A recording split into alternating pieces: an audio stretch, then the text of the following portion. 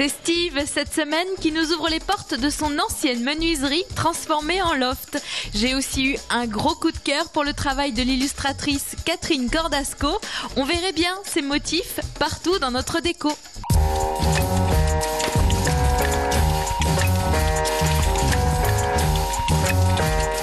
Bonjour Steve. Bonjour Caroline. On va commencer dehors, même s'il fait un petit peu froid, parce que j'avais envie de vous faire découvrir le toit de chez Steve. Elle est particulière cette maison. Oui, donc c'est une toiture en chèvre qui a été refaite il y a une dizaine d'années. Ah, c'est récent. C'est récent, ouais, donc c'était pour garder l'esprit atelier. Donc à l'époque, c'était un toit qui était beaucoup plus bas. On pouvait pas se tenir debout à l'étage, donc l'ancien propriétaire, qui est notre voisin, a décidé de garder cet esprit atelier. Et c'est ce qui t'a plu, toi, quand t'es arrivé ici? C'est ce qui a déclenché le coup de cœur, tout à fait. C'était vraiment une maison atypique, et c'est toujours une maison atypique. Tu cherches des endroits atypiques, toi, en général? Tout à fait, oui. Et tu sais ce qu'il y avait avant? Alors à l'époque, c'était un atelier de menuiserie. D'accord. Donc ça a été réhabilité il y a une dizaine d'années. Donc la toiture a une dizaine d'années et le gros œuvre a été fait il y a une dizaine d'années. Donc en fait, si je comprends bien, il y a 2 logements. Tout à fait, c'est une maison accolée. Donc notre voisin habite là, au niveau de la gouttière. C'est la délimitation des 2 maisons. Moi, j'aime bien comme tu as aménagé ton petit jardin, la terrasse là, elle est super sympa.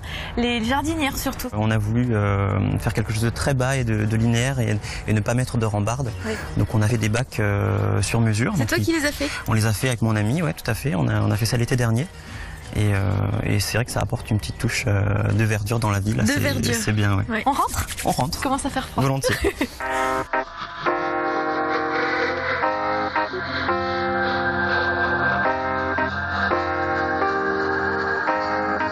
Ça, j'adore. Parce qu'on rentre vraiment dans une pièce complètement ouverte avec une super surface.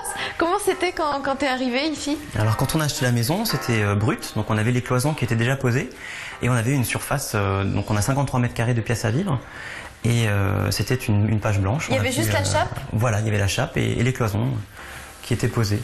Et la cuisine, moi je l'aime bien, elle est toute blanche. Toute laquée, toute simple. On l'a voulu très simple et fonctionnelle pour qu'elle s'intègre bien dans l'ensemble. On a des épiciers un peu partout, on a un grand casserolier, des grands tiroirs. Puis les prises intégrées dans les... Oui, tout à fait. Ça, c'est pour les soirées raclette. Toujours pratique. Les soirées raclette.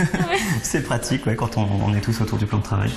Et donc elle est blanche laquée, mais tu as quand même un rappel de bois sur le plan de travail? Oui, c'était pour faire justement un rappel par rapport aux cadres de fenêtres qui sont en bois et qui sont en bois dans toute la maison. Et toi, t'aimes bien le bois? J'aime bien le bois, mais à la base, j'étais parti sur une déco beaucoup plus moderne, beaucoup plus industrielle. Tu voulais les peindre? Je voulais les peindre au début, et puis finalement, ça s'est fait complètement différemment, et puis je suis resté sur ce côté bois. Et le plan de travail, on le retrouve au mur, c'est le même bois, ça? Oui, tout à fait, oui, c'est exactement le même bois. J'ai posé un strip en LED pour faire une lumière indirecte, apporter un petit plus.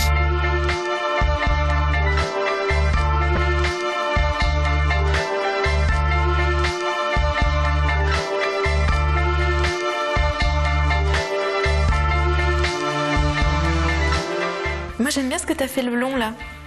Alors ce sont des inserts en LED. Donc j'ai fait découper le carrelage par un artisan qui fait de la découpe au jet d'eau.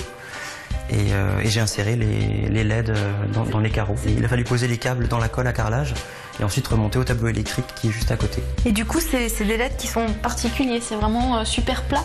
C'est très très plat, oui. Et c'est un carreau qui fait 0,5 de hauteur, donc on est vraiment sur du ultra plat. Il fallait trouver quelque chose de très plat. Voilà. Ouais. Et on était obligé de prendre du carrelage assez plat puisqu'on voulait qu'on soit à fleur avec la résine. Ah, donc c'était des contraintes supplémentaires par rapport. C'est une résine que tu as fait là, c'est pas un béton ciré? Non, c'est de la résine blanche. C'est toujours super pur, moi j'adore ça. C'est très lumineux, ouais. C'est très lumineux. C'est ce que tu voulais, un côté lumineux? Oui, je voulais de la brillance et de la lumière, une fois de plus. Et alors c'est facile d'entretien? C'est facile d'entretien, c'est un peu fragile, mais quand on le sait, on fait ce qu'il faut pour en prendre soin.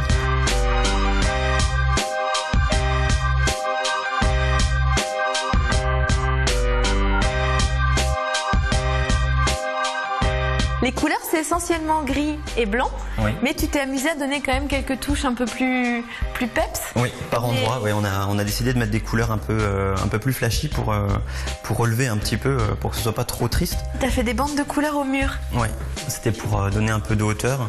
parce qu'on est quand même sur une pièce qui est très longue.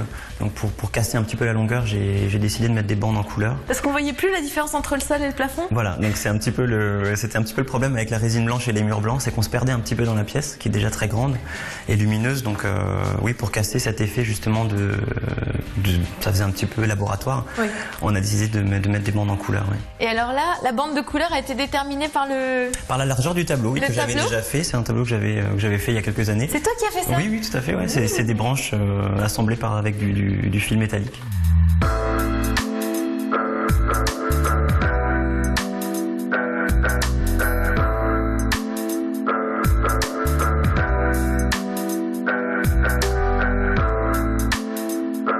Et alors, il y a des caisses? Une petite folie des caisses. Caisses de munitions? Ça, ce sont des caisses de munitions, tout à fait. Ça, c'est une caisse de munitions américaine. Et il y en a d'autres ici donc, qui font office de bar. Donc moi j'ai rangé les bouteilles à l'intérieur. Donc la plus ancienne, celle-ci, elle date de la Première Guerre mondiale. Elle est vraiment très très ancienne et vraiment dans son jus. Et alors pour réchauffer le côté blanc-froid, il y a beaucoup de peau partout. Oui. Ton tapis est super épais, il y a plein de peau par terre. Ça c'est pareil, c'est pour casser le blanc. C'est pour que ce soit plus chaud, plus agréable.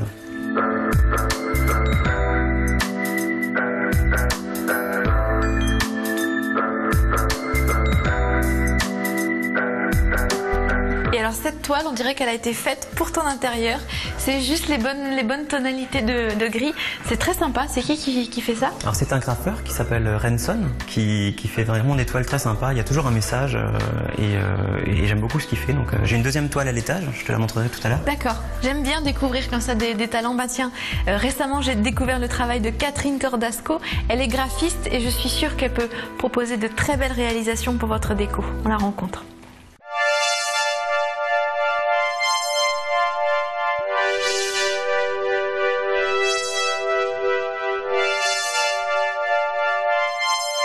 J'aime beaucoup tout ce qui est poudré. J'aime vraiment d'abord avant tout la couleur. Donc en fait mon univers, je dirais, enfin ce qui revient le plus souvent, parce que finalement on décrit son univers aussi de ce que les gens disent, qu'il y a beaucoup de poésie en fait, qu'il y a beaucoup de poésie dans mon travail. J'aime tout ce qui est assez pur, assez minimaliste en fait. L'aquarelle aussi permet beaucoup cette émotion finalement. C'est toujours très magique quand je prends mon pinceau, je mets une goutte d'aquarelle et que je vois l'aquarelle se diffuser dans l'eau. Rien que ça, déjà, ça t'amène ailleurs.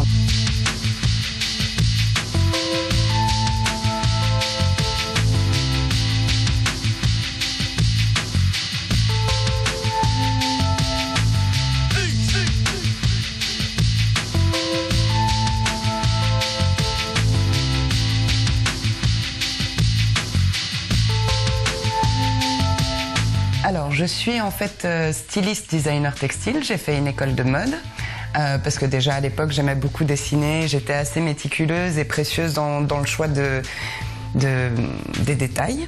Ce qui est très chouette, c'est que l'illustration s'adapte à tout type de support. Donc on peut aussi bien travailler pour la mode que pour la décoration, que pour l'édition, la presse.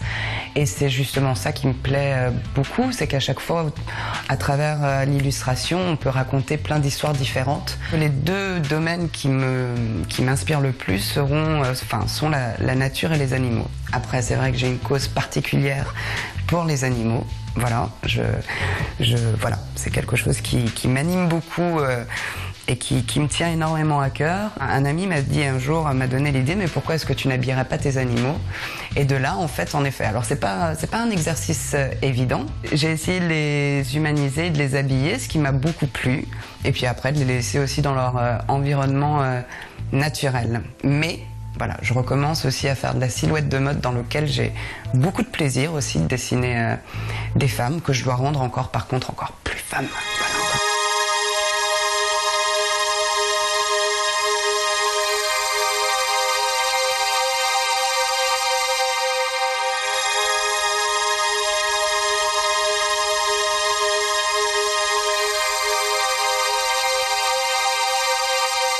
J'ai ouvert une petite boutique en ligne, voilà, puisque justement j'avais une demande sur mes illustrations. Je me suis demandé, voilà, comment est-ce qu'on pouvait, sur quel type d'objet en fait on pouvait transporter mes illustrations. Donc j'ai trouvé que le notebook était déjà un premier essai assez concluant. Donc il y a mes petits carnets, il y a des cartes aussi qu'on peut envoyer, mais bien souvent, enfin les gens qui me les ont achetées m'ont dit je les ai posées sur mon bureau, ou voilà. Et ensuite les affiches, voilà. C'est vrai que les affiches, dans mon esprit, elles sont en tirage limité. Voilà, je les signe et elles sont numérotées. Et ensuite, voilà, c'est sur demande, parce qu'il y a des gens qui veulent des grandes affiches, des petites affiches. Donc voilà, ça c'est sur ma boutique en ligne. Et puis ensuite, pour le plaisir des yeux.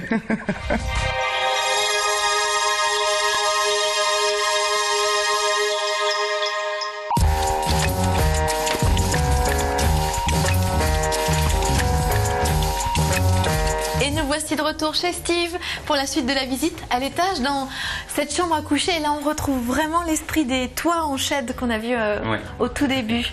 Avec alors des fenêtres, mais complètement sur mesure, qui épousent cette forme triangulaire. Il y a des angles partout, c'est vraiment sans fin. C'est amusant, je pense, de dormir déjà là-dedans. Tout à fait, oui, c'est une pièce qui est vraiment atypique. Comme une cabane, un petit peu. Oui, tout à fait, on se sent vraiment comme dans un cocon. Ouais. C'est vrai que c'est agréable. Et alors, il y a des fenêtres vraiment partout. Là, j'imagine, quand on est couché, on voit On voit la lune. On voit on voit vraiment la lune, oui. De là, on voit la lune le soir.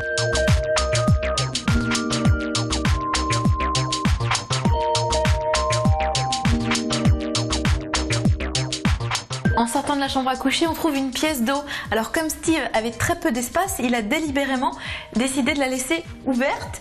Et alors ce que j'aime beaucoup, c'est qu'au sol, on retrouve la résine qui est au rez-de-chaussée. Et il a fait déborder la mosaïque sur cette résine. Voilà, et ça fait un côté très naturel. Mosaïque qu'on retrouve après sur le dessus de la vasque.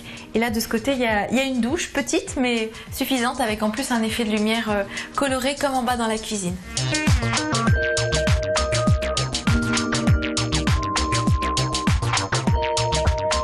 Un petit détail qui a son importance aussi, ce sont ces niches autour des encadrements de fenêtres. Il y a un petit renfoncement, ce qui permet de cacher notamment l'enrouleur du store ou pourquoi pas d'installer un volet roulant. Ça fait surtout une belle finition de la fenêtre, un beau cadre.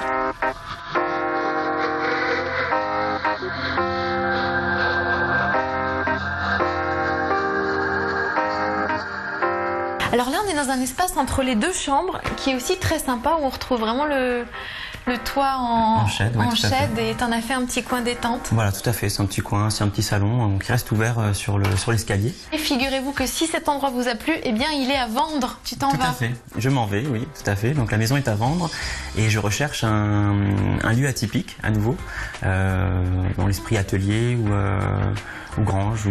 Tu veux que ce soit brut, le plus brut possible. Quelque chose de brut et recommencer le travail. Ouais. Ah ben on se reverra bientôt alors. J'espère, avec plaisir. Bon si quelqu'un est intéressé, vous contactez Steve, on vous transmet ses coordonnées. Très bien. À bientôt. À bientôt. Merci pour la visite. Mais de rien. Merci d'être venu. Notez bien l'adresse du site internet pour revoir cette émission à volonté et les précédentes, alsace20.tv, vous le savez maintenant. Et il y a aussi le blog secretdeco.blogspot.fr. À la semaine prochaine. Je compte sur vous. Salut.